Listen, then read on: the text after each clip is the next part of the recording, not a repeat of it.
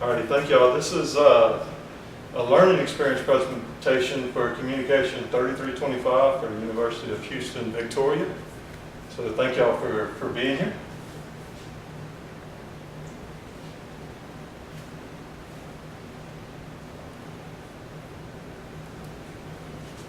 Alrighty, the presentation is going to be a learning experience that my wife and I had pretty much when our first child was born. So it's kind of broad. It took several months, but it's kind of formed how we looked at things from then on.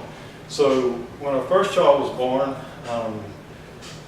he pretty much came out screaming, and he stayed screaming for 3 months.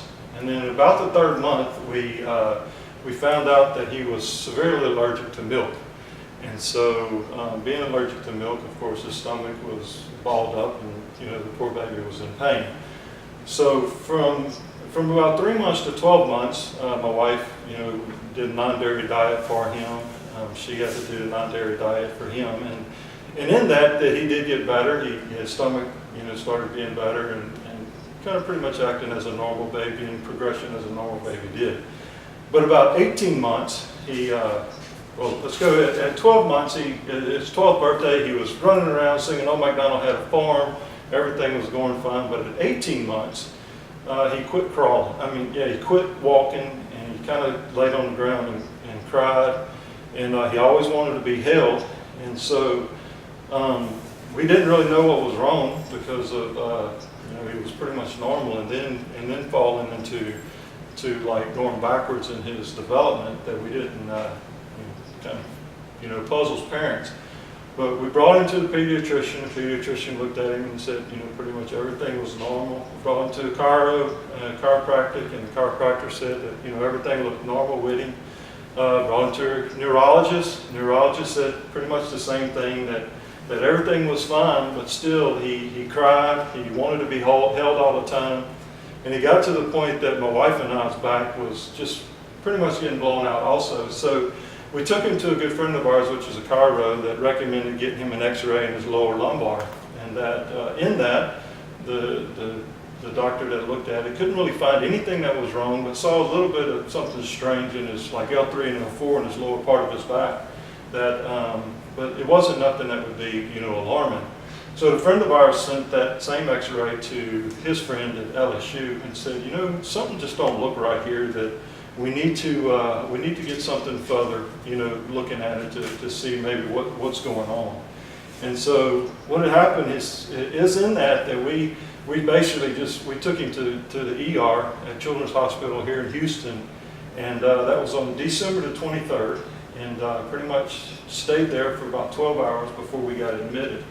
And when you tell the nurses and the doctors that your son was normal, and then at 18 months quit crawling, they kind of look at you like, what have you done wrong? And what is your problem? And we told them all the things that we did. And of course, infectious doctors look at him, and then you get all the doctors saying that pretty much they kind of assume abuse because of babies don't just quit crawling.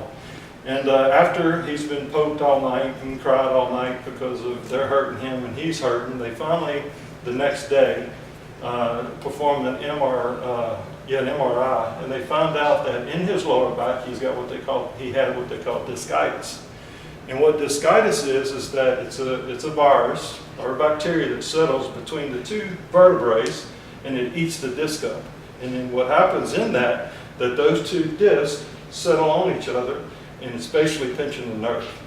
So in pinching the nerve, of course, he was in pain. Couldn't tell us, but he was in pain. So after all of that, we asked what the recommendations were, and the doctor said, well, in this, that there's been several things that we've done.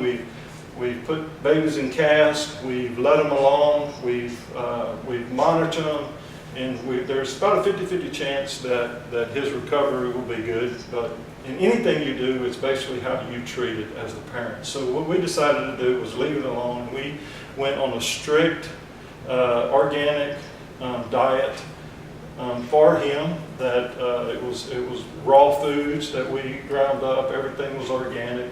No sugars or anything that was processed food. And in that, we was able to pull him out. We went back for a checkup in 6 months, and he had small spurs on his back where the tube was growing, and in 12 months that he actually started regrowing the disc. So the doctor was amazed and basically said, you know, whatever y'all are doing, y'all continue to do. It's working. So in that, we continued to be very healthy with him. In fact, he was probably 8 or 9 before he ever knew what a French fry was, because we only gave him, you know, raw foods that were cooked and organic foods. So in that, after looking at all of that, we realized that, you know, as parents, that we can do everything for our children, and that you can go get all the expert advice that you want, but the final decision is what you decide.